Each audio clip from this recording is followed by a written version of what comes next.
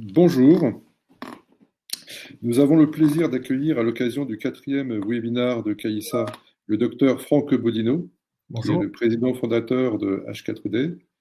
C'est un grand plaisir d'accueillir Franck parce que c'est une des belles sociétés françaises qui se développe en France et au plan international. Et Franck aura l'occasion tout à l'heure de nous rappeler quelle est l'histoire internationale de H4D. Donc, merci à vous, chers participants. Nous avons une quarantaine d'inscrits. Vous avez la possibilité d'échanger dans le chat qui est sur la partie droite de votre écran. Donc, notre webinaire va durer 45 minutes, une vingtaine de minutes consacrées à une présentation par Franck de H4D, de la problématique des services de télémédecine et de la cabine qui supporte ces services en France et au plan international. Et puis ensuite, sur la base de questions-réponses, y compris sur la base de vos questions dans le chat, nous interrogerons Franck, toute l'expertise dont il dispose et l'expérience dont il dispose. Voilà, je vais laisser la parole à Franck. À vous de jouer. Bonjour Franck, avant tout, merci beaucoup pour votre invitation. C'est un véritable plaisir pour moi que d'être ici.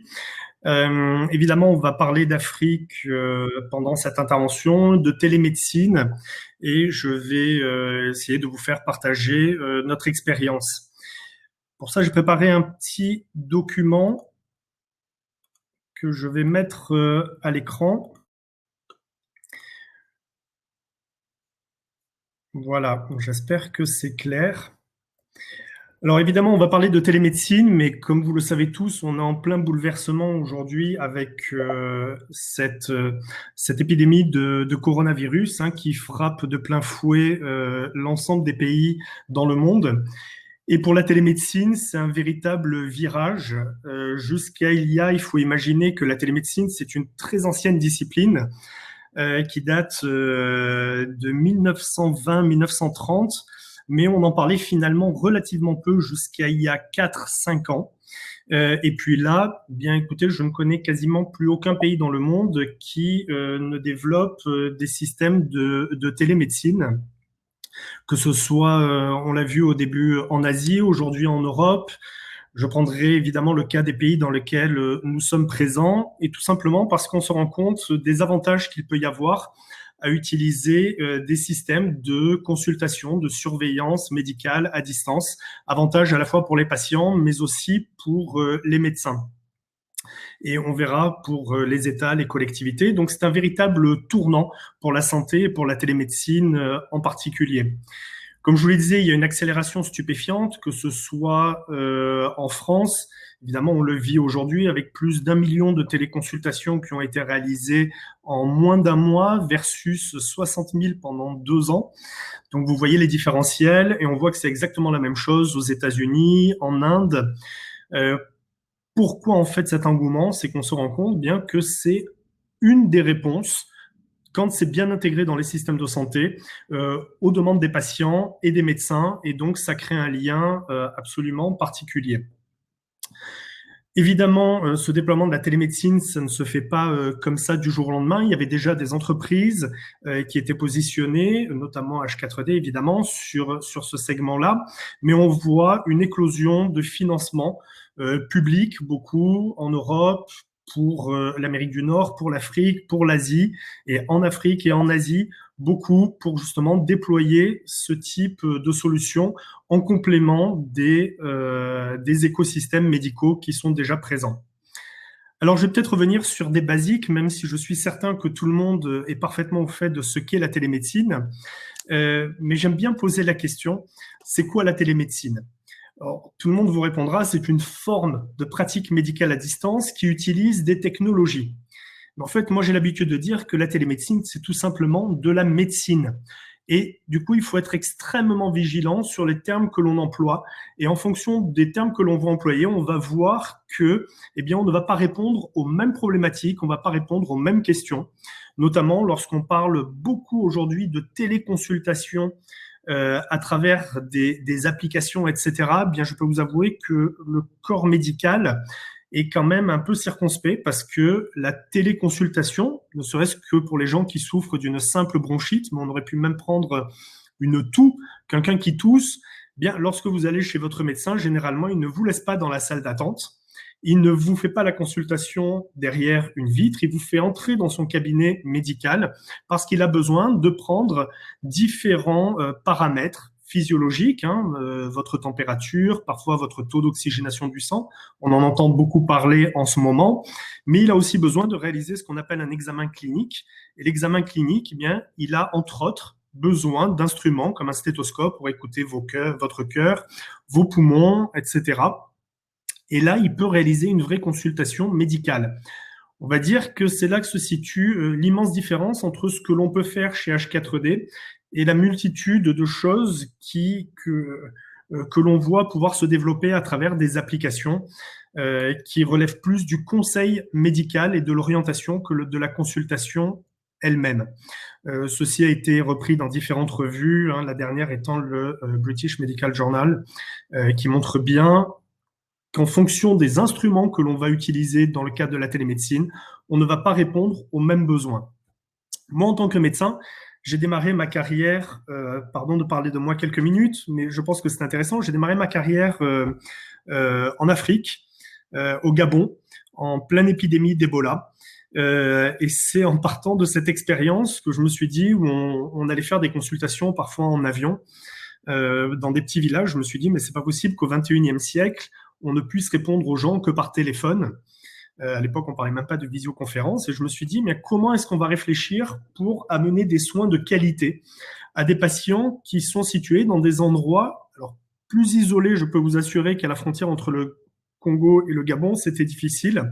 On était en pleine brousse. Eh bien, c'est là qu'on a expérimenté au tout début bien la consulte station, qui est en fait le premier véritable cabinet médical connecté et qui permet à un médecin bien, de réaliser une vraie consultation médicale à distance pour un patient qui va se trouver dans cette cabine. Et dans la cabine, vous le verrez, il y a tout un tas d'instrumentation. Stéthoscope, électrocardiogramme, tensiomètre, et le médecin à distance va guider son patient, il va lui dire, bien écoutez, sur la droite, vous avez un stéthoscope, mettez-le ici, mais on le verra dans un deuxième temps. Et il va donc pouvoir faire une vraie consultation médicale avec un examen clinique. Je le précise, ça nous a pris 8 ans et demi pour développer la cabine, et ça fait maintenant 8 ans qu'on développe les protocoles médicaux sur comment est-ce qu'on va former les médecins à cette pratique, comment on va former les médecins à guider un patient, à faire une palpation au niveau du ventre, une palpation au niveau de l'épaule, à savoir utiliser les différents instruments. Donc la télémédecine, ce n'est pas une technologie uniquement, c'est un service avant tout qui est rendu. Donc là, vous avez les différents instruments qui sont utilisés par le patient, guidés par le médecin, qui est à distance, et la cabine va fonctionner en suivant 2 modes. Un mode check-up qui est très utilisé pour tout ce qui est dépistage, prévention, qu'on a beaucoup utilisé dans des entreprises et qui aujourd'hui est en première ligne pour les dépistages de coronavirus notamment. Et un mode de téléconsultation qui peut être combiné où là, vous avez le médecin à distance, alors qu'en mode check-up, c'est un tutoriel qui explique au patient comment mettre les différents instruments. Voilà aussi, après différentes études, ce que l'on peut dire sur le pourcentage de pathologies qui peuvent être traitées en fonction des différents systèmes, si le référentiel, c'est de la médecine de premier recours, notamment de la médecine générale, même si on voit aujourd'hui de plus en plus de cardiologues, de dermatologues qui utilisent notre solution. Le référentiel étant ce que peut faire un médecin généraliste dans son cabinet de médecine classique. Là, ce sont les différentes pathologies qui peuvent être et que l'on traite aujourd'hui dans ce type de dispositif chez H4D. Et en fait, on voit que ça se calque très bien sur ce que fait un médecin dans son cabinet. Alors, pas toujours en Afrique. Là, on est en train de sortir les études parce que les pathologies ne sont pas toujours les mêmes en fonction des pays. Il y a des pays où c'est tout à fait calqué, d'autres où il y a un peu plus de pathologies infectieuses, d'autres où il y a beaucoup plus de pathologies cardiovasculaires. Donc, évidemment, ça dépend des pays, mais on voit que statistiquement, là où on installe la cabine, bien, les patients viennent pour consulter pour les mêmes choses que lorsqu'ils vont voir leur médecin traitant. Je voulais vous passer un petit film, on va le raccourcir parce que je veux vraiment laisser la priorité aux questions. Je vais le lancer, que vous voyez dans la vraie vie comment ça se passe, et je vais passer tout le début du film. et le mettre là où ça me semble intéressant, c'est-à-dire lorsque la patiente commence à être prise en charge. Au niveau du centre des pompiers, où se situe la cabine de télémédecine. Bonjour madame. Bonjour, j'ai rendez-vous pour la cabine de télémédecine. Ok, pas de soucis. Alors, le médiateur qui intervient auprès du patient, bien sûr, respecte totalement le secret médical, puisque le patient est en direct avec un médecin et non plus avec le médiateur qui a simplement pour objet d'installer la personne. Bonjour madame, bienvenue dans la cabine de téléconsultation. On peut dire que l'impact est tout à fait positif, puisque après un contact avec le 15 et une orientation vers cette cabine de télémédecine, le diagnostic sera vraiment affiné, et avec un interlocuteur qui sera un médecin. La mise en place de la téléconsultation se fait de façon tout à fait classique, donc avec prise de constante, interrogatoire du patient, et à la sortie et à la fin de la consultation, émission d'une ordonnance qui permettra au patient d'aller chercher ses médicaments et de se soigner, y compris le week-end. La mise en place de cet outil est apparue pour la plupart des médecins assez naturelle. La télémédecine me paraît être une activité d'avenir qui peut déjà répondre à des problématiques de désertification médicale, d'enclavement de la population et à améliorer l'accès aux soins ou même tout simplement à la surveillance de ces données de santé au quotidien pour le plus grand nombre.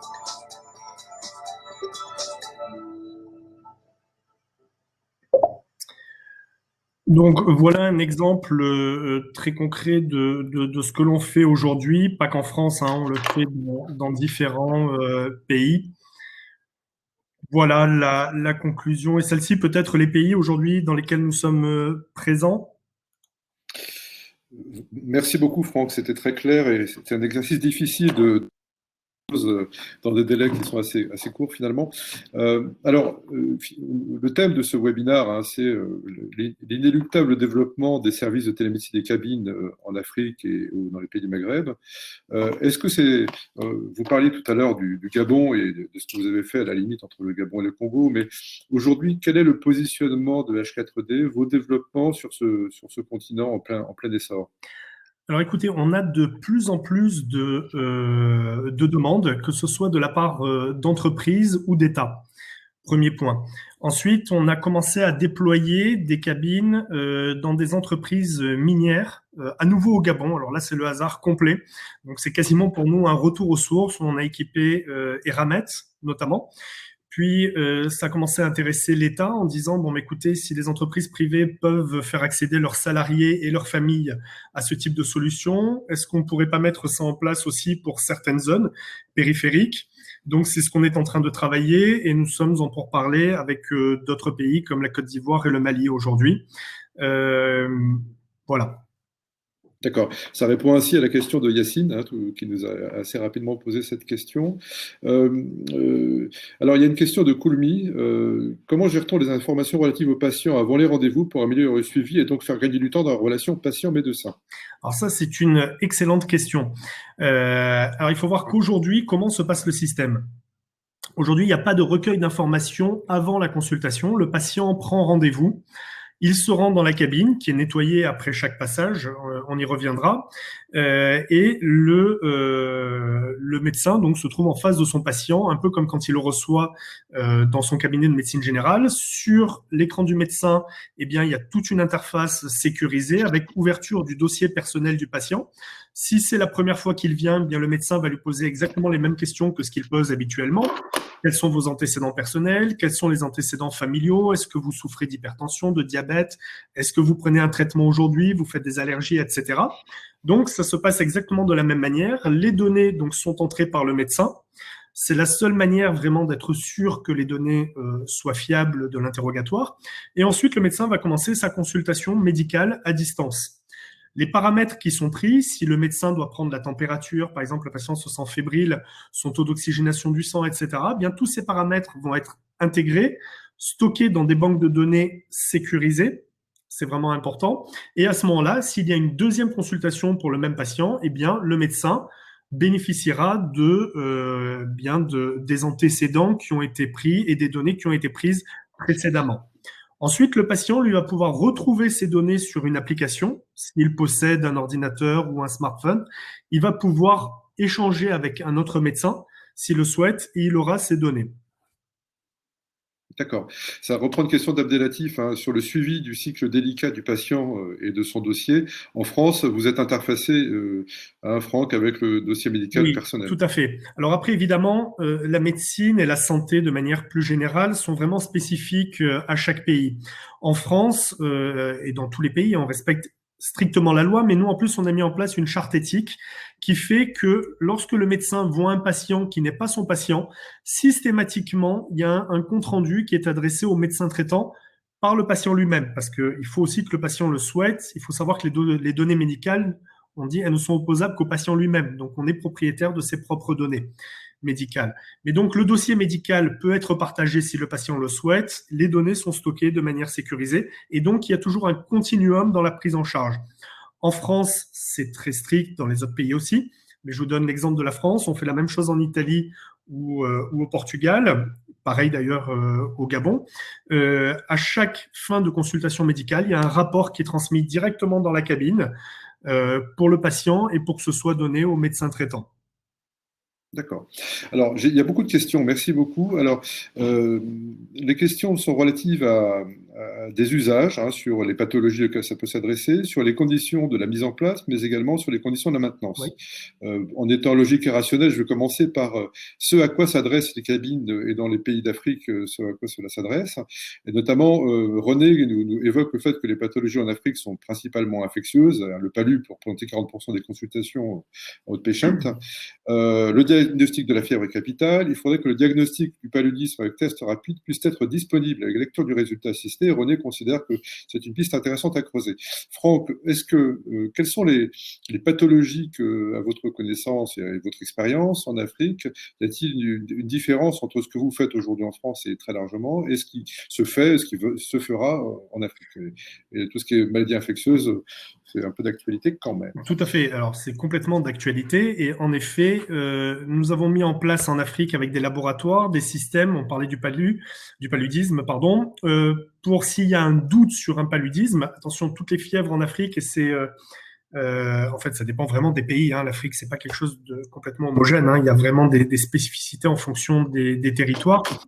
On se rend compte que toutes les fièvres ne viennent pas du palu, mais en effet, le palu, dans certaines zones, représente énormément de consultations.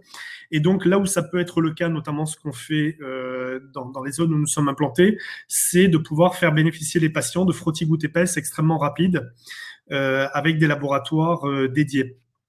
Donc, et là, on mène plusieurs projets, mais je dois vous avouer que c'est pas évident de certifier la technologie, puisque la cabine, comme vous l'avez vu, c'est un dispositif médical. On ne met dedans que des capteurs qui sont certifiés, c'est-à-dire dont on garantit la mesure à 100%. On a par exemple des glucomètres, on a des capteurs sanguins pour le cholestérol, etc. Et là, on cherche le moyen de mettre tout ce qui est frottis gouttes épaisses, voilà, directement à disposition dans la cabine. Après, il y a des questions aussi de sécurité par rapport au sang qui doivent être prises en compte et qui sont prises en compte. Maintenant, le paludisme, c'est pas la seule pathologie. Et on le voit bien aujourd'hui. Et donc, il faut savoir distinguer les différentes fièvres. Et on a mis en place aussi des tests PCR. PCR, qui veut dire PCR oui, en fait, ce sont des tests d'inflammation, médicaux, dont certains qui permettent d'orienter plutôt vers une pathologie virale ou bactérienne. D'accord. Aujourd'hui, pardon, c'est un point quand même qui est important. En Afrique, il y a des pays qui sont qualifiés de pays stade 1, c'est-à-dire où les gens ont de plus en plus de pathologies infectieuses, mais la plupart des pays sont maintenant en stade 2, c'est-à-dire que les gens vont plutôt souffrir de pathologies chroniques, type diabète, type cholestérol, type hypertension artérielle. Et aujourd'hui, c'est le gros des consultations qui sont en train d'être remontées. Merci. Dans les usages, encore une fois, hein, puis on parlera aussi du financement, un point très important. Est-ce que c'est une cabine qui peut être utilisée pour le dépistage du Covid-19, nous demande Christian. Oui, complètement. Alors, pas seul aujourd'hui, mais par contre, aujourd'hui, la cabine est clairement utilisée et est déployée à l'heure actuelle dans des services d'urgence en France. On va les déployer aussi en Italie, tout simplement dans des filières Covid+. C'est-à-dire que là, c'est pour les patients dont on suspecte qu'ils ont un coronavirus. Avant d'aller voir le médecin, ils entrent dans la cabine. Aujourd'hui, on est à plus de 1200 passages en 15 jours par cabine, ce qui est colossal dans les services d'urgence. Et donc, ce qui permet en fait différentes choses. Ce qui permet en fait une prise en charge immédiate des patients. Donc, ils arrivent et avant d'aller voir le médecin, ils entrent dans la cabine. Tous leurs paramètres sont pris, ce qui permet aussi une orientation plus précise. Notamment, on prend la saturométrie. Vous savez que c'est un des indicateurs forts. La saturométrie, c'est quoi? C'est quand ça permet de détecter une baisse d'oxygène, enfin, le taux d'oxygénation dans les poumons. Et quand on voit qu'il y a une baisse de ce taux d'oxygénation, on sait que c'est un des facteurs sérieux de prise en charge pour les patients qui souffrent de Covid. On prend évidemment la température.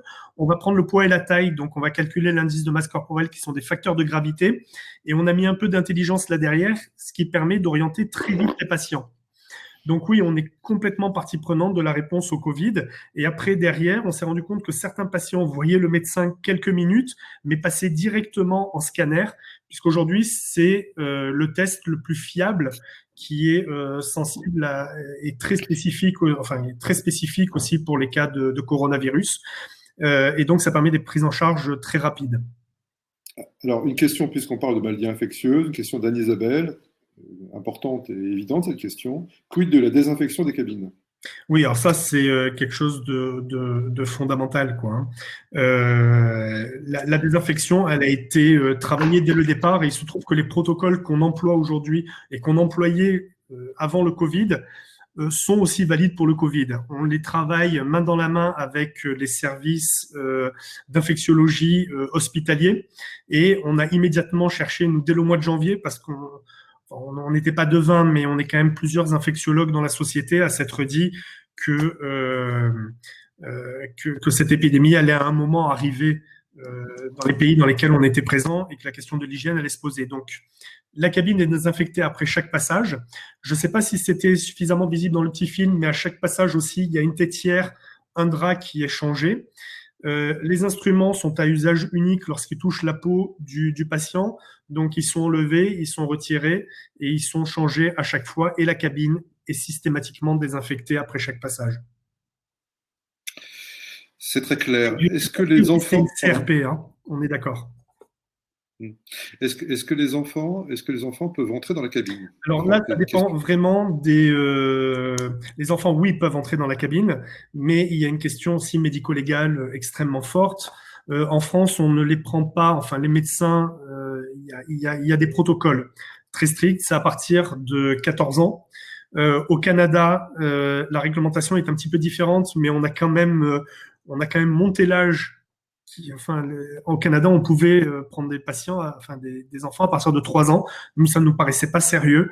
Notre directeur médical, enfin nos directeurs médicaux qui est pédiatre, a estimé que l'âge minimal, c'était à partir du moment où l'enfant peut clairement exprimer une douleur. Et donc, on a décidé que ce serait à partir de 8 ans. Toujours accompagné par un parent. Pour revenir très rapidement sur la question précédente de la désinfection, oui. Pour répondre à Catherine, c'est bien une désinfection par un être humain et non pas une désinfection automatique qui est réalisée, Franck. Pour plusieurs raisons. La raison la plus simple, c'est que aujourd'hui, mis à part des systèmes d'UV, mais qui nécessitent à peu près 15 minutes de désinfection entre patients, on est en train de tester un nouveau système, mais qui n'est pas encore complètement au point et certifié pour le médical. Aujourd'hui, si on veut pouvoir prendre en charge des patients tous les quarts d'heure, toutes les 20 minutes, et c'est la demande qui est effective, eh bien, il faut que ce soit fait manuellement après chaque passage. Donc, on voit bien que c'est une organisation qui est mise en place et généralement, c'est un temps masqué. Il est très rare il n'y a pas de personnes dédiées à ça. Par contre, il y a des personnes formées. Mais généralement, ce sont parfois les secrétaires d'accueil, ce sont les personnels techniques à l'hôpital, les brancardiers notamment, qui font ça à l'hôpital. Voilà, à chaque fois, on trouve les personnes qui vont nettoyer, les infirmières quand la cabine est utilisée dans le cadre de la médecine du travail. Et dans le cas sur lequel nous travaillons ensemble, Franck, en Normandie, c'est un personnel d'une mairie qui vient le faire, et ça se passe très bien, avec la grande satisfaction de tout le monde, je crois. Voilà. Alors, on va passer maintenant, on a parlé des usages, on pourrait en parler des heures, c'est passionnant, merci Franck. Parlons des conditions de la mise en place. Alors, l'Afrique, c'est vaste, on ne parle pas de la même manière du Maroc, très développé dans certaines grandes villes, de l'Angola, de la Côte d'Ivoire, etc. Plusieurs questions arrivent sur la faisabilité de mettre en place ces cabinets de télémédecine et les services qui vont avec, dans des endroits où il n'y a pas forcément de connexion Internet, où la maintenance de ces dispositifs sera difficile. Qu'en est-il? Et puis moi, j'ai une question aussi au travers des compétences médicales. S'il n'y a pas de compétences médicales dans le fin fond du Maroc, par exemple, vers l'Atlas, est-ce qu'on peut, que faut-il pour mettre en place ces cabinets de télémédecine? Alors évidemment, c'est une question fondamentale enfin, ce sont des questions fondamentales que vous posez là et qu'on s'est posées très très tôt, puisque la première cabine a été installée dans un territoire, je pense qui était extrêmement compliqué d'accès. Donc, il faut au moins avoir un groupe électrogène. On sait aussi fonctionner aujourd'hui, on a l'expérience avec un certain nombre de mètres carrés de panneaux solaires, mais un groupe électrogène, ça marche très bien. Et quand il n'y a pas de connexion Internet, eh bien, on a fait pas mal de tests, et c'était le cas notamment en Afrique, en pleine forêt équatoriale, avec des tests satellitaires, et on avait fait à l'époque une publication avec le CNES, notamment, sur ce qu'on pouvait faire. La seule restriction, quand on marche par satellite, c'est que quand il y a de gros orages, il peut y avoir des interférences et à ce moment-là, on ne fait pas de consultation, on utilise plutôt la cabine en mode check-up, prévention, dépistage. Mais clairement, oui, on sait travailler dans des zones isolées. Ensuite, pour tout ce qui est maintenance de premier et deuxième niveau, on forme le personnel sur place, ça fait vraiment partie de notre ADN. Il faut savoir que nous, on considère que la télémédecine, c'est un service, c'est pas que du technique, même si le technique est important. Et donc, on a une très forte part de formation des gens qui vont l'utiliser sur place. On ne va pas faire des allers-retours depuis la France, même en Italie, au Gabon ou en Côte d'Ivoire. On forme les gens sur place. Il y a vraiment des compétences en plus tout à fait adaptées à ce type de choses. Et pour répondre à votre troisième question, est-ce qu'on pourrait se déployer dans le sud marocain? Bien sûr. Il n'y a pas besoin, justement, le propre de la télémédecine, c'est utiliser les ressources médicales là où il y en a et déployer le temps médical là où il n'y en a pas. En plus, au Maroc, c'est un cas particulier où il y a de très très fortes compétences et un nombre de médecins quand même extrêmement important dans les grandes villes. Et donc, bien sûr, il faut, et c'est notre travail, c'est pas que la technologie, de monter aussi un réseau médical ou de s'appuyer sur des réseaux médicaux qui existent déjà dans les pays, former les médecins, parce qu'il n'y a pas de télémédecine sans médecins bien formés. Former les médecins, c'est une sorte de tutorat que l'on fait systématiquement. Et après, finalement, le déploiement de la cabine en elle-même, c'est pas très compliqué. D'accord. Il y a justement une question de Gérard là-dessus intéressante. C'est culturellement, comment c'est accepté par les patients, même peut-être par les confrères médecins, sur l'émergence de ces solutions où on ne touche pas, on ne voit pas son docteur. Voilà. Sachant qu'encore une fois, vous l'avez dit Franck, l'Afrique c'est très vaste et les cultures pays à l'autre, entre deux frontières. Donc, pas de on ne tient surtout pas, nous, à faire de généralité. Nous, connaissant bien l'Afrique également, pour y traîner nos quêtes professionnelles depuis une quinzaine d'années, on ne peut pas faire de grands mélanges, mais y a-t-il des tendances de fond que vous pouvez identifier là-dessus culturellement? Oui, bien sûr, mais comme vous le disiez, la question ne se pose pas que pour l'Afrique, elle se pose ici. Est-ce que les gens vont réagir de la même manière en Italie qu'en France, dans le nord de la France et dans le sud de la France, dans le nord de l'Italie, dans le sud de l'Italie? Moi, j'ai eu la chance de vraiment travailler plusieurs années en Afrique et j'étais quasiment là quand il y a eu le boom du téléphone portable. D'un seul coup, on s'est retrouvé avec tout le monde qui avait un téléphone portable. Il y en avait plus que ce que nous, on en avait quasiment en France. Donc, l'adaptation, en fait, elle est très culturelle. Nous, les retours qu'on a eus, c'est que le deuxième jour d'implantation de notre projet en France, il n'y avait personne. Au bout 3 semaines, à force d'avoir fait de la communication, on commençait à avoir du monde. Et puis, par le bouche à oreille, ça y est, tous les créneaux ont été remplis, mais en moyenne, il nous faut 2-3 mois pour que les systèmes soient rodés. Et c'est la même chose en Italie, c'est la même chose au Portugal. On voit que c'est à peu près la même chose aux États-Unis. Au Gabon, le lendemain de l'installation, je dis bien le lendemain de l'installation, il y a eu 45 passages. On s'est dit, mais c'est fou. Et en fait, mais c'était peut-être typique, on était à Franceville, à côté de Franceville, et c'était peut-être situationnel, il y avait quand même des médecins, mais les gens, les villages dans lesquels on était, nous ont dit, bah, écoutez, au moins je sais que ce que je vais dire au médecin, comme il n'est pas dans le même village que moi, eh bien, la parole va rester. Et il ne va pas commencer à diffuser. Donc la notion de, de confiance et de dialogue singulier entre le patient et le médecin était extrêmement important. Et la vision de la technologie, on s'est rendu compte que ce n'était pas la même, je parle vraiment dans ce cas spécifique, et ça rassurait les patients de se dire il y a une fiabilité. Et là, on le voit chez Eramet, ça fonctionne aussi très bien, quoi. Donc, c'est pas vraiment l'Afrique, c'est dans chaque pays, il va y avoir des habitudes culturelles différentes. On a fait aussi uniquement pour voir si culturellement ça marchait bien en Asie, 3 pilotes qui ont cartonné aux Philippines, en Malaisie et en Thaïlande.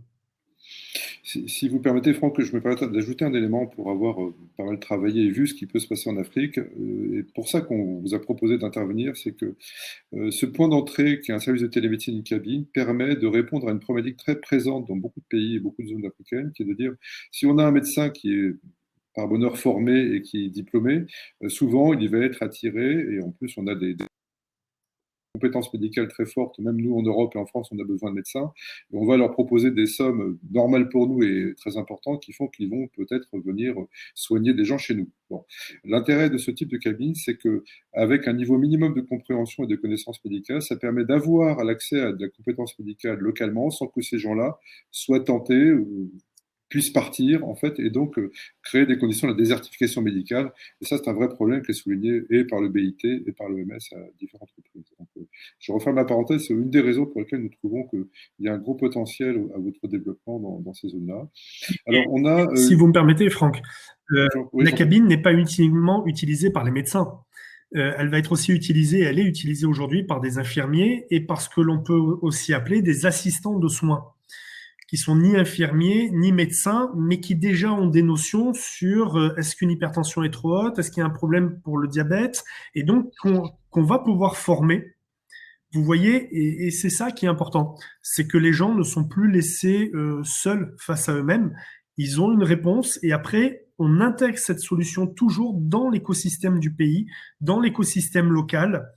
C'est fondamental, on ne pose jamais une cabine seule, on construit des projets de santé pour rendre accessible à des personnes qui sont dans ce qu'on appelle des déserts médicaux, voilà, l'accès à un soignant. Alors, isolé. Il y avait une question de Charles tout à l'heure qui connaît très bien l'Afrique. Bonjour Charles, puisqu'il rayonne dans une vingtaine de pays en Afrique, au Moyen-Orient. Les conditions de la maintenance et de la sécurité de ces cabines une fois qu'elles sont installées. Ben, la maintenance, on en a parlé, on forme les gens localement. La sécurité, elles sont jamais laissées à l'air libre. Elles sont toujours dans des lieux facilement identifiables. Ça peut être des mairies, ça peut être un hôpital, l'hôpital, ça peut paraître un peu contre-intuitif, mais bon, ça aide les soignants. On fait gagner du temps aux soignants. Donc, dans des mairies, c'est dans des entreprises. Ça peut être dans des dits centres de santé, mais dans lesquels il n'y avait plus de médecins. Parce qu'il n'y a rien de pire que des dispensaires qui sont construits. On a dépensé de l'argent pour construire le bâtiment, mais on a oublié le service qui est la médecine, quoi, qui est derrière. Moi, vous savez que quand vous équipez de ce type de dispositif, eh bien, vous avez le service médical qui est derrière. Donc, et les gens sont plutôt respectueux. Enfin, on n'a jamais eu de dégradation aujourd'hui sur les centaines de dispositifs installés, mais ils ne sont pas laissés à l'air libre. Ils sont toujours dans des lieux. Alors, on a encore 2-3 questions. On parlait de la question essentielle et vitale du financement, puisqu'il y a beaucoup d'interrogations là-dessus, hein, Franck. Alors, sur les conditions d'usage, Catherine nous demande, et les grandes entreprises intéressées, et par exemple la compagnie Total sur les plateformes en mer, on a parlé du Gabon, lequel Angola, 2 zones où Total est effectivement implanté. Quels sont aujourd'hui les usages ou les potentiels usages dans les grandes entreprises, sachant que je sais que vous êtes en France installé Et Emmanuel, qui est parmi nous d'ailleurs, pour en témoigner, puisque le groupe de Richebourg, je crois, promeut beaucoup l'usage de ces cabinets de télémédecine au sein des entreprises. Oui, aujourd'hui, les grandes entreprises, bien, c'est le premier lieu d'installation, hein. On équipe quasiment 60% des sociétés du CAC 40, alors pas total. Bon, on y reviendra peut-être tout à l'heure, mais en effet, on équipe beaucoup d'entreprises, généralement à partir de 200 employés sur site. Voilà, maintenant avec cette épidémie de coronavirus, on voit même des toutes petites sociétés qui nous demandent de les équiper pour assurer la sécurité médicale de leurs employés, de leurs salariés. Et là, la cabine, enfin plutôt le service médical, il ne faut pas parler de cabine, le service médical qui est rendu via la cabine est de 3 ordres. Le premier, c'est bien l'accès à ce qu'on appelle des soins primaires, premier rideau médical, c'est-à-dire de la consultation de médecine générale. On fait aussi un peu de consultation de spécialité, maintenant on va en faire de plus en plus. Le deuxième type de service, c'est vraiment la médecine du travail, où là on travaille main dans la main avec les médecins du travail. Ça vaut en France, ça vaut en Afrique, ça vaut partout. Et troisième chose, on utilise beaucoup le mode check-up aussi pour mettre en place des programmes de prévention et de dépistage, souvent en lien aussi avec la médecine du travail et aussi beaucoup avec les RH. Donc, le lien avec les entreprises est très fort et en plus, on voit des entreprises qui nous portent à l'étranger.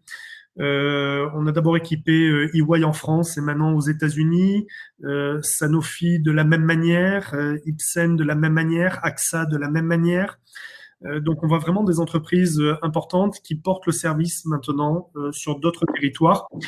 Et Ramed, qui est une société française qui a équipé d'abord ses salariés en France, puis qui s'est dit, mais évidemment, il faut aussi le faire sur nos salariés et nos collaborateurs directement dans les mines. Merci Franck. Avant de passer au financement, 2 petits clins d'œil. Alors Catherine qui nous dit « Je n'ai pas d'action ». Alors je ne sais pas si je n'ai pas d'action dans H4D et elle voudrait en prendre, ou alors si elle n'a pas d'action dans Total, puisqu'elle évoquait Total tout à l'heure. Bon, ça, deuxième petit clin d'œil, Christian qui nous demande si on n'aurait pas pu équiper ou on ne pourrait pas équiper le porte-avions Charles de Gaulle d'une télégamine H4D. Merci pour ces clins d'œil. Voilà. Il nous reste un peu moins de 10 minutes, il nous reste 9 minutes exactement. La question du financement. La question du financement. Alors, avant de parler de la prise en charge économique par l'assurance obligatoire, question de Gérard faisant référence notamment au Mali, où il y a des couvertures maladie plus ou moins existantes. Alors, au Mali, c'était en 2011 des tentatives et une caisse nationale, mais ça ne marche pas très bien. Je pense que c'est ce que veut dire Gérard. La Côte d'Ivoire, le Burkina, bon, il y a des systèmes qui essaient de naître. Côte d'Ivoire, c'est un peu plus développé. Le Maroc est très développé avec la CNOPS, la CNSS, etc. Mais avant de parler de la prise en charge assurantielle, soit par la puissance publique obligatoire, soit par les assurances et les mutuelles, ou le courtage. Franck, combien ça coûte aujourd'hui en Afrique, au Maghreb?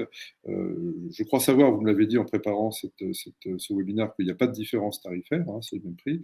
Donc on va évacuer cette question. Mais combien ça coûte globalement? C'est quoi le modèle économique? Et après, on parlera de la prise en charge. Alors, comme je vous disais tout à l'heure, il y a vraiment 2 choses très différentes. Il y a le monde de l'entreprise, où là, c'est l'entreprise qui va se porter acquéreur pour ce type de solution. Et là, c'est 3 500 € par mois. Et après, il y a le monde public, où, pareil, en entreprise, on porte des projets de santé, mais on voit bien que c'est beaucoup plus complexe dès qu'on touche le public. Et c'est pas la même chose si c'est une collectivité ou si c'est un département, voire une région, qui nous demande de déployer un schéma complet de prise en charge. Il faut bien comprendre que H4D, on ne pose pas des cabines, on construit des projets de soins. Alors, ça se voit moins dans le secteur privé, où là, c'est l'abonnement à un service. Voilà, tout simplement, 3 500 € par mois. Après, il peut y avoir des coûts supplémentaires s'il y a des programmes de santé dédiés, des choses comme ça.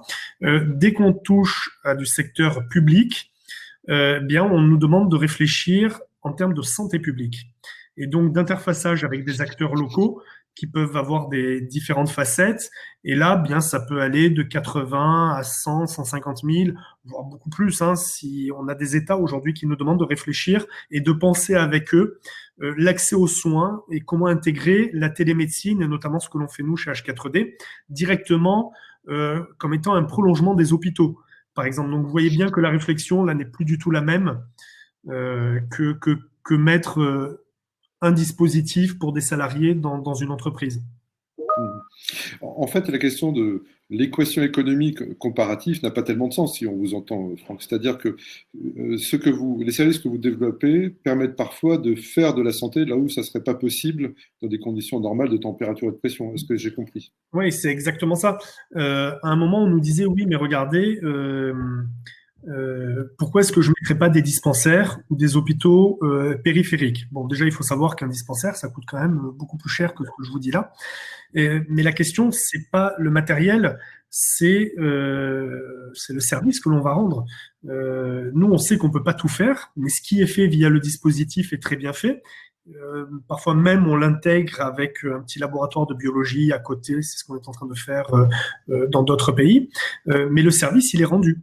Et c'est ça qui est important. C'est il faut rendre le service.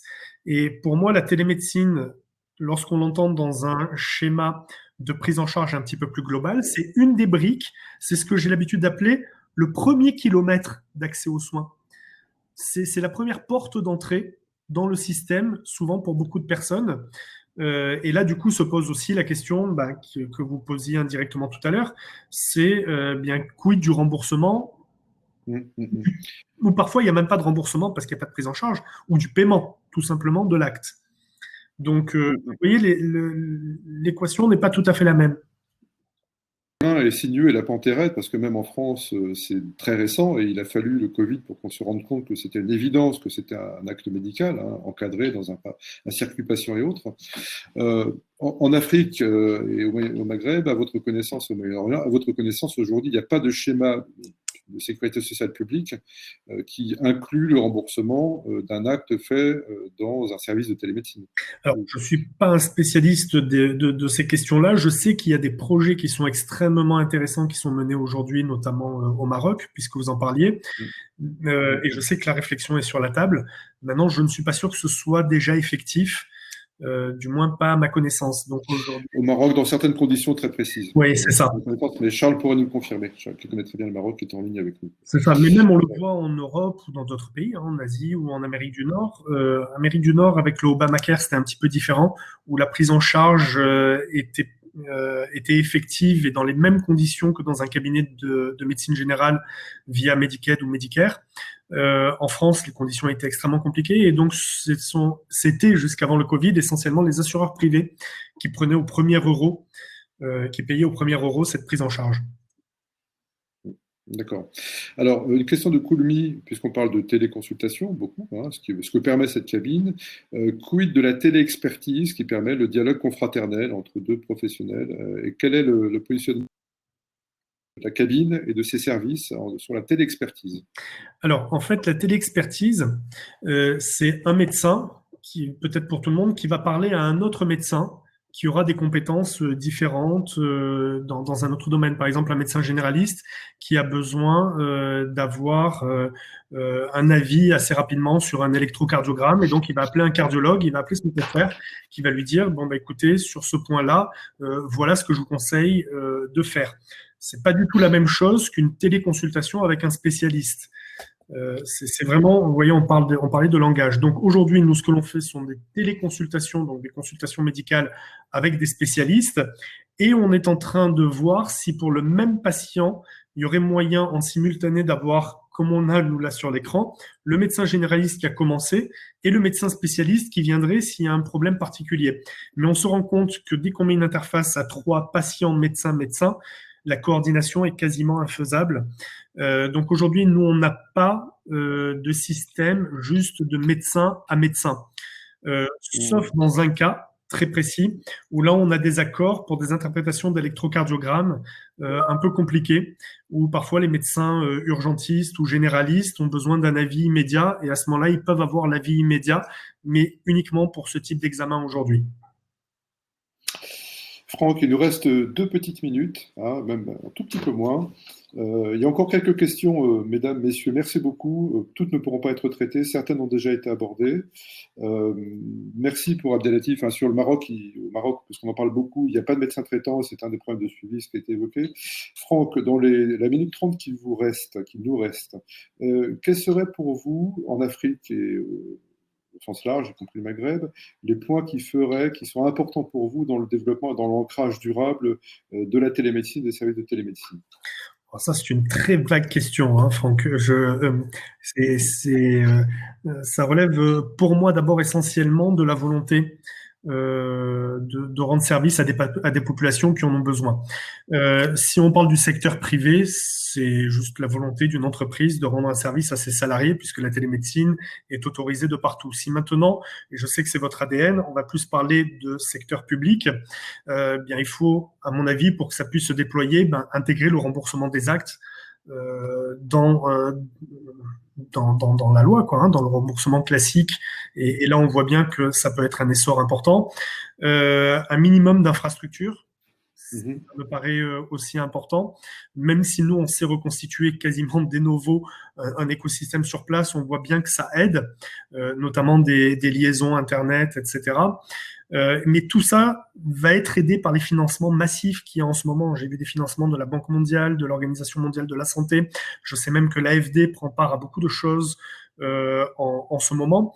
Mais avant tout, une volonté soit du décideur privé, quand c'est pour sa propre société, mais là, vous m'avez parlé d'État, il faut quand même une volonté politique de faire accéder des personnes qui en ont besoin à de la santé. Et pour moi, la télémédecine, ça peut être le même gap qu'il y a eu avec le téléphone portable, où d'un seul coup, des populations qui devaient faire parfois 2 jours de voiture ou de bus pour se rendre dans un centre de santé, parce qu'il y avait peut-être un centre de santé dans leur village, mais sans médecin, eh bien là, on leur donne accès à un mieux-être, à être soigné. Et pour moi, vous savez que j'ai été formé avec l'équipe de Jeffrey Sachs à l'époque, améliorer la santé dans un lieu, c'est favoriser son développement économique. Si vous voulez que des gens travaillent bien, eh bien, il faut qu'ils se sentent bien, il faut qu'ils soient en bonne santé. Si vous voulez développer toute l'économie, mais avant tout les aspects humains, eh bien, il faut que les gens soient en bonne santé. Donc voilà. Franck, un grand satisfecit général par les commentaires que nous voyons dans le chat. C'était très intéressant parce que vous parlez de choses essentielles et d'enjeux majeurs de façon très concrète et passionnée, avec beaucoup de cœur et de conviction. On ne peut que remercier. Alors, si on était ensemble, on vous applaudirait, je pense. Dans quelques semaines, on vous applaudira. Merci à tous. Merci beaucoup aux participantes et aux participants qui ont posé des questions et qui ont répondu les uns aux autres aux questions. Et puis, merci Franck et encore bravo et à très bientôt tout le monde. Merci. Merci beaucoup. Au revoir.